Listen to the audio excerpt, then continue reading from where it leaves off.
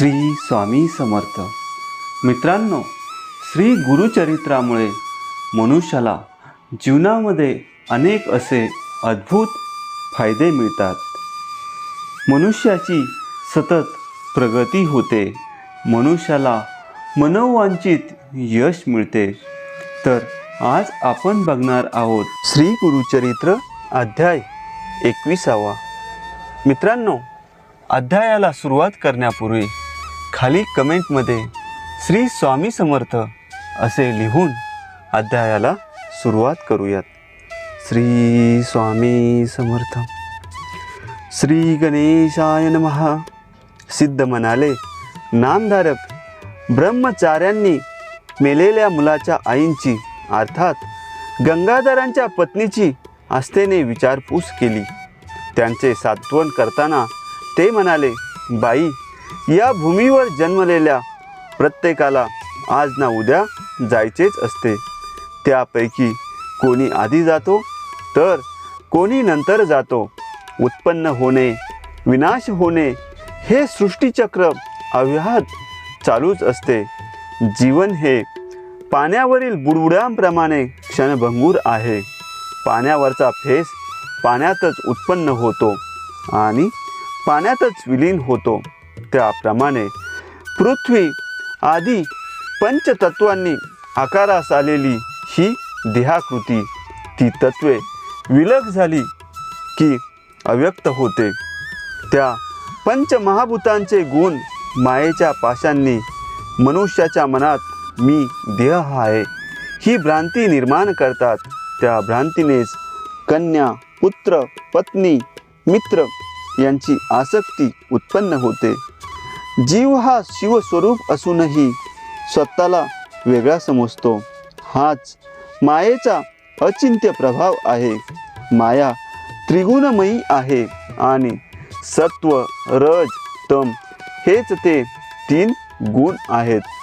त्यांच्याच प्रभावाने सर्व कर्मे घडत असतात. पण अज्ञानामुळे जीव स्वतःकडे कर्तेपणा घेतो आणि त्या बऱ्या वाईट कर्मांची इष्टानिष्ट कर्मफळे भोगतो. इंद्रियांना होणारी विषयभोगांची वासना ही सुद्धा गुणांच्या अधीन असल्यामुळे जीवाला सुख दुःखांनी लिप्त करते. सर्व प्रकारचे पाणी आपल्याला पूर्व कर्मांप्रमाणेच उत्पन्न होतात आणि देह प्रारब्ध भोगतात. कल्पवर्षे आयुष्य असणाऱ्या देवांना व ऋषींनाही अंत आहे.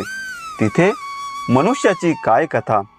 देहाच्या अवस्था सातत्याने बदलत असतात. जन्म, बालपण, तारुण्य, वार्धक्य आणि त्यानंतर मृत्यू ठरलेलाच आहे. मृत्यूनंतर जीवात्मा पुनश्च नवीन देह धारण करतो.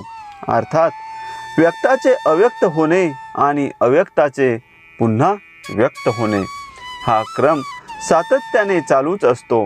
म्हणून जे ज्ञानी आहेत ते मनुष्याच्या जन्माचे व मृत्यूचे सुख दुःख मानत नाहीत. अज्ञानी जीव मात्र माया मोहाने भ्रमित होऊन इतरांशी आपले नाते जोडतो आणि त्यांच्या संदर्भात सुख दुःख भोगतो. उत्पन्न होणाऱ्या प्रत्येकाचा ललाटलेख ब्रह्मदेवांनी लिहूनच ठेवलेला असतो. त्या प्रत्येकाचे जे काही पूर्वार्जित कर्म आहे त्यानुसार जीवाला तशी गती प्राप्त होत असते. त्यावरच त्याच्या सुखदुःखाचे व आयुष्य मर्यादेचे निर्धारण होत असते. म्हणून कोणी बालपणी मरतो तर कोणी म्हातारपणी मरतो. स्वप्नातील द्रव्य जसे खरे मानता येत नाही तसा देहाधिकांचाही भरोसा देता येत नाही. आजपर्यंत तुम्ही कोणकोणत्या योनीत किती जन्म घेतलेत हे सांगू शकाल काय? नाही. आता तुम्ही मागील अनेक जन्म मनुष्य योनीतच जन्म घेतला होतात असे मानले तर त्या प्रत्येक जन्मात तुम्हाला माता, पिता, पती, कन्या, पुत्र, बंधू, भगिनी, आप्त, मित्र आदी होतेच. मग त्यांच्या वियोगाचे दुःख तुम्ही आज करता काय? नाही. मग या जन्मात पुत्र वियोग झाला म्हणून शोकाने रडत आहात, याला काय अर्थ आहे? पंचमहाभूतात्मक असा हा देह चर्म, मांस, अस्थि व मज्जा यांचा नश्वर गठ्ठा आहे. मलमूत्राचे आगार आहे, घृणास्पद आहे, म्हणून याची आसक्ती धरू नका. हे कलेवर अंत्यसंस्कारासाठी देऊन टाका. तेव्हा ब्राह्मणी म्हणाला, महाराज, तुमचे म्हणणे मला पटते, पण ते स्वीकारण्याचे धैर्य माझ्यात नाही. माझ्या अंतःकरणात प्रचंड खळबळ माजली आहे. अनेक प्रश्नांनी चित्त अस्थिर झाले आहे. प्रत्येक घटना प्रारब्धाप्रमाणेच घडणार असेल तर श्रीहरींची भक्ती का करावी? परिसाच्या स्पर्शाने लोखंडाचे सोने झाले नाही असे कधी घडले नाही. त्याप्रमाणे संत महात्म्यांच्या वचनांनाही आजपर्यंत कधी उणेपणा आलेला नाही. आजारी मनुष्य बरे वाटण्यासाठी प्रारब्धावर विसंबून राहत नाही. तो वैद्याकडे जाऊन औषधोपचार करतो. औदुंबर क्षेत्री निरंतर वास करणारे नृसिंह सरस्वती स्वामी महाराज म्हणजे त्रिमूर्ती दत्तात्रयांचा अवतार. श्री गुरु म्हणजे भवरोगावर उपचार करणारे निष्णात वैद्य. त्यांना शरण गेल्याने आमचे दुर्दैव सरेल म्हणून आम्ही त्यांचे पाय धरले, त्यांची मनोपूर्वक आराधना केली. त्यांनीही मला अभय दिले. तुमची संतती ज्ञानी आणि दीर्घायुषी होईल असे वरदान दिले. त्यामुळे मी निश्चिंत झाले, पण त्या विश्वासालाच आज तडा गेला आहे. श्री गुरूंचे वचन खोटे ठरले आहे. आता कोणावरच विसंबायचे हे समजत नाही. त्यापेक्षा मेलेले बरे, म्हणून मी प्राणार्पणच करणार आहे.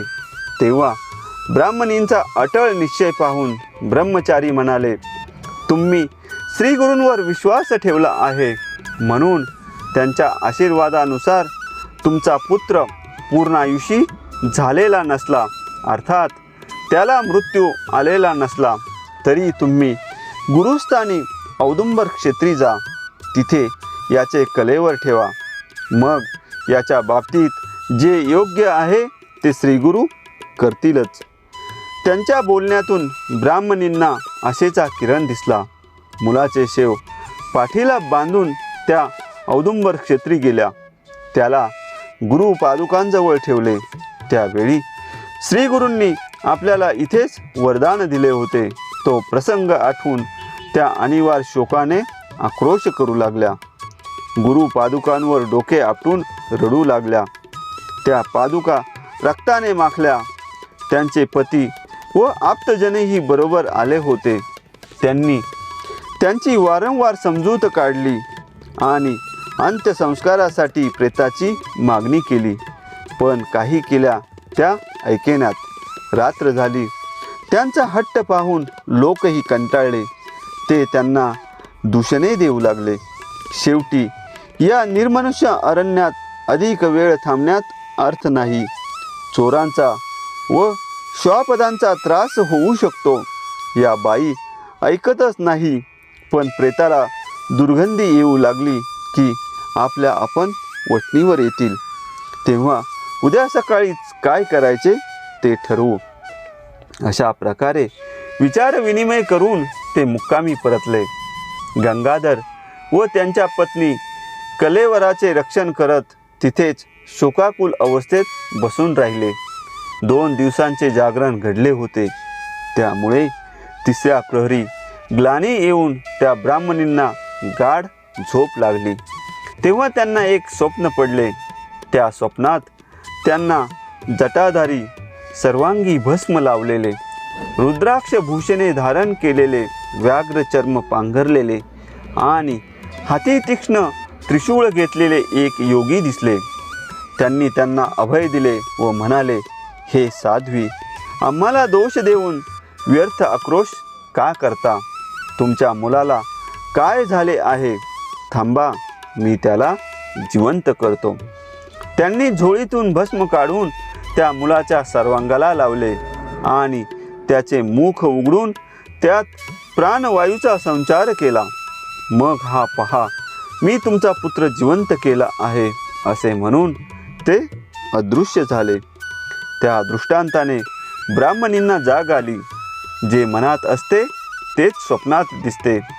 आपलेच दैव खोटे, तिथे श्री गुरूंना काय दोष द्यायचा असे म्हणून त्यांनी मुलाच्या प्रेताकडे दृष्टी टाकली. तर काय आश्चर्य, ते कलेवर किंचित हालचाल करत आहे असे त्यांना दिसून आले. त्या घाबरल्या. त्यांच्या मनात या प्रेतामध्ये भूतसंचार झाला की काय अशी कुशंकाही येऊन गेली. तोच मुलगा उठून बसला. दुडूदुडू धावत येऊन त्यांना बिलगला व म्हणाला, आई, मला भूक लागली आहे, दूध दे ना. ते पाहून त्या पती पत्नींच्या डोळ्यांवर विश्वासच बसेना. ती उभयता थक्क होऊन त्यांच्याकडे पाहू लागली. त्यांनी त्याला छातीशी कवटाळून अश्रूंनी न्हाऊ घातले. त्या सुखाचे काय वर्णन करावे. ब्राह्मणींनी मुलाला यथेच्छ स्तनपान दिले. त्या समयी श्री गुरूंबद्दलच्या कृतज्ञ भावाने त्यांचे अंतःकरण भरून आले होते. त्या दोघांनी औदुंबराला प्रदक्षिणा घातली. श्री गुरूंना वंदन करून त्यांची अपार स्तुती केली आणि निष्ठुर बोलल्याबद्दल क्षमाही मागितली. मग गंगेमध्ये स्नान करून रक्ताळलेल्या पादुका स्वच्छ धुतल्या. त्यांची पूजा केली, दीप लावला आणि औदुंबराला पाणी घालून ते भक्तिभावाने गुरुभजन करू लागले. तेवढ्यात सकाळ झाली. आप्तस्वकीय विप्रमंडळी प्रेतावर संस्कार करण्यासाठी तेथे आली. गंगाधरांचा मृत पुत्र जिवंत झालेला पाहून त्या सर्वांना मोठे आश्चर्य वाटले. श्री गुरूंचे अगाध महात्म्य जाणून त्यांनी आनंदाने जय जयकार केला. सिद्ध म्हणाले, नामधारक असा आहे गुरुस्थानाचा महिमा. औदुंबर क्षेत्री श्री गुरु नित्य वास करतात. त्यांच्या चरणी दृढ भाव ठेवून त्यांची भक्ती करावी. औदुंबराला पाणी घालणे, प्रदक्षिणा घालणे, गुरुपादुकांची पूजा करणे, ग्रंथ वाचन, ब्राह्मण संतर्पण, दानधर्म, जप, होम, हवन या गोष्टी श्री गुरूंच्या प्रित्यर्थ करणे ही गुरुसेवाच आहे. या सेवेने श्री गुरूंची प्रसन्नता लाभून भाविकांचे सर्व इष्ट मनोरथ पूर्ण होतात. औदुंबर हे त्रिभुवन कीर्तीचे गुरुपीठ आहे. तिथे केलेली उपासना तत्काळ फलद्रूप होते. भाविकांना चारही पुरुषार्थ साध्य होतात. अशा प्रकारे अध्याय 21 समाप्त झालेला आहे. मित्रांनो, आपली मनोकामना पूर्ण होण्यासाठी श्री गुरुचरित्राचे सगळे अध्याय ऐकणे अनिवार्य आहे.